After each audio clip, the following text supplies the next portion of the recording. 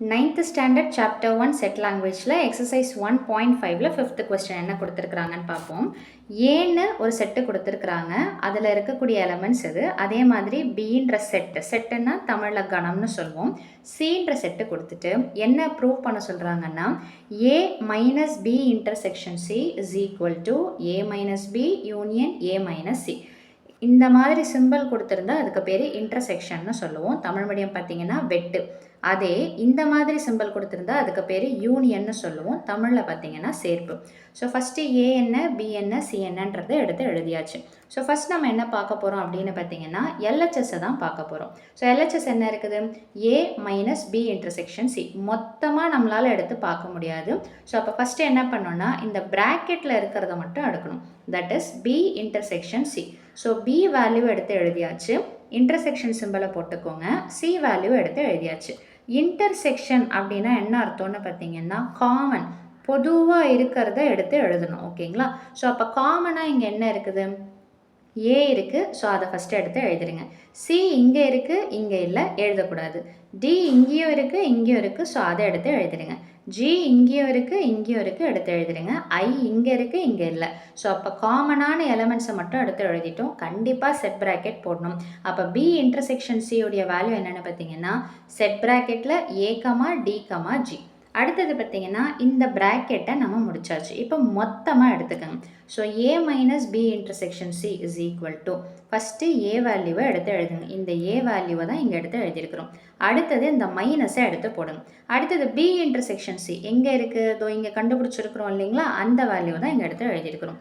மைனஸ்ன்னா என்ன அர்த்தம்னு பார்த்தீங்கன்னா பொதுவாக இதுக்கும் இதுக்கும் மைனஸுக்கு முன்னாடி பின்னாடி பொதுவாக இருக்கிறத அடிச்சிருங்க, கேன்சல் பண்ணிடுங்க. அப்போ இங்கே கம்மியாக இருக்குது இல்லைங்களா, இதை வச்சு இங்கே கம்பேர் பண்ணுங்கள். ஏ இங்கே இருக்குது, இங்கே இருக்கான்னா இல்லை. டி இருக்கான்னா இங்கே இருக்குது, இங்கே இல்லை. அடுத்தது ஜி இருக்கிறதுனால காமனாக இருக்கிறத கேன்சல் பண்ணி முடித்தது போக இந்த மைனஸுக்கு முன்னாடி இருக்குது பார்த்தீங்களா, இந்த எலமெண்ட்டில் என்னென்ன இருக்குதோ அதை மட்டும் எடுத்து எழுதுங்க. That is B, C, E, H. So அப்போது ஏ மைனஸ் பி இன்டர்செக்ஷன் சியோடைய ஆன்சர் என்னன்னு பார்த்தீங்கன்னா B comma C comma E comma H. So மொத்த எல்ஹெச்எஸ், அதாவது லெஃப்ட் ஹேண்ட் சைடுன்னு சொல்லுவோம், அதை கண்டுபிடிச்சாச்சு. அடுத்தது ரைட் ஹேண்ட் சைடு என்ன இருக்குது? A minus B union A minus C. So first என்ன பண்ணணும்? மொத்தமாக கண்டுபிடிக்க முடியாது, அதனால் ப்ராக்கெட்டில் இருக்கிறத மட்டும் எடுத்து எழுதுகிறோம். So A minus B, A value first ஃபுல்லாக எடுத்து எழுதியாச்சுங்களா, மைனஸ் பின்ற செட்டில் இருக்கிறத எடுத்து எழுதியாச்சு. மைனஸ்னால் நான் என்ன சொன்னேன் அப்படின்னு பார்த்தீங்கன்னா மைனஸ்னால் என்னென்னு பார்த்தீங்கன்னா காமனாக இருக்கிறத முதல்ல கேன்சல் பண்ணும். இங்கே பி இருக்குது, இங்கே இருக்கா, இல்லை, ஓகே. அடுத்தது சி காமனாக இருக்கிறதுனால அதை கேன்சல் பண்ணுறேன். இ இல்லை, ஜி காமனாக இருக்குது, கேன்சல் பண்ணுறேன். ஹெச் இல்லை. ஸோ அப்போது காமனாக இருக்கிறத கேன்சல் பண்ணது போக எதை தான் ஃபஸ்ட் எடுத்து எழுதணும்? முதல்ல, அதாவது இந்த மைனஸுக்கு முன்னாடி இருக்கிறத தான் நம்ம ஆன்சராக எடுத்து எழுதணும். அப்போ மீதி என்ன இருக்குதுன்னு பார்த்தீங்கன்னா பி இருக்குது, அடுத்தது பார்த்தீங்கன்னா இ இருக்குது, அடுத்தது பார்த்தீங்கன்னா ஹெச் இருக்குது. ஸோ இது எதோடைய வேல்யூன்னு பார்த்தீங்கன்னா ஏ மைனஸ் பியோடைய வேல்யூ. அடுத்தது பார்த்தீங்கன்னா செகண்ட் ப்ராக்கெட் என்ன இருக்குது? A minus C. ஸோ அப்போது ஏ செட்டில் இருக்கிறத எடுத்து எழுதியாச்சு, சி செட்டில் இருக்கிறத எழுதியாச்சு. மைனஸோடைய வேல்யூ என்ன அப்படின்னு பார்த்தீங்கன்னா பொதுவாக இருக்கிறத கேன்சல் பண்ணும். பி இருக்கா, இல்லை. சி இல்லை. ஈன்றது காமனாக இருக்குது, கேன்சல் பண்ணுறேன். ஜின்றதும் காமனாக இருக்குது, ஹெச்ன்றதும் காமனாக இருக்குது. பொதுவாக இருக்கிறத கேன்சல் பண்ணியாச்சு. மைனஸுக்கு முன்னாடி இருக்கிற செட் ப்ராக்கெட்டில் மீதி என்ன இருக்குது? B comma C. ஸோ மீதி எல்லாம் கேன்சல் ஆயிடுச்சுன்றதுனால அதை எடுத்து எழுதக்கூடாது. ஸோ இது எதோடைய வேல்யூன்னு பார்த்தீங்கன்னா ஏ மைனஸ் சியோடைய வேல்யூ. இப்போது இந்த ரெண்டு வேல்யூஸும் இருக்குது பார்த்தீங்களா, A minus B union A minus C. So என்ன கண்டுபிடிச்சிருக்கிறோம்?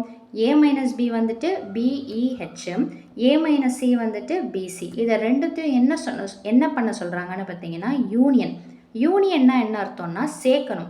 சேர்த்து எடுத்து எழுதும்போது ஒரு வேலை ரிப்பீட் ஆச்சுன்னா அதை ஒரு தடவை எடுத்து எழுதுனீங்கன்னா போதும். ஆல்ஃபபெட்டிக்கல் ஆர்டரில் எடுத்து எழுதுங்க. பிக்கு அடுத்தது என்ன வரும்? சி. அடுத்தது என்ன வரும்? இ. அடுத்தது என்ன வரும்? ஹெச். ஸோ அப்போது இந்த ஃபைனல் ஆன்சர் என்னென்னு பார்த்தீங்கன்னா B comma C comma E comma H. So இதுதான் என்னென்னு பார்த்தீங்கன்னா ஆர்ஹெச்எஸ். இது ஆர்ஹெச்எஸ் ஆன்சர் என்னது? பிசிஇஹெச். அதே மாதிரி நம்ம எல்ஹெச்எஸ் ஆன்சர் பார்த்தோம் இல்லைங்களா? ஸோ அதுவும் என்ன தான் இருக்குதுன்னு பார்த்தீங்கன்னா பிசிஇஹெச். ஸோ அப்போது எல்ஹெச்எஸும் ஆர்ஹெச்எஸும் சேமாக இருக்கிறதுனால லாஸ்ட்டில் என்ன எடுத்து எழுதலாம்? Therefore LHS is equal to RHS அப்படின்னு சொல்லிட்டு எழுதி இந்த சம்மை முடிக்கலாம். ஸோ அவ்வளோதான் இந்த சம்மோட சொல்யூஷன். மீண்டும் அடுத்த பதிவில் வேறொரு சம்மோடு சந்திக்கிறேன். வீடியோ பயனுள்ளதாக இருந்ததுன்னா மறக்காமல் லைக் பண்ணுங்கள், ஷேர் பண்ணுங்கள், சப்ஸ்கிரைப் பண்ணுங்கள். தேங்க்யூ.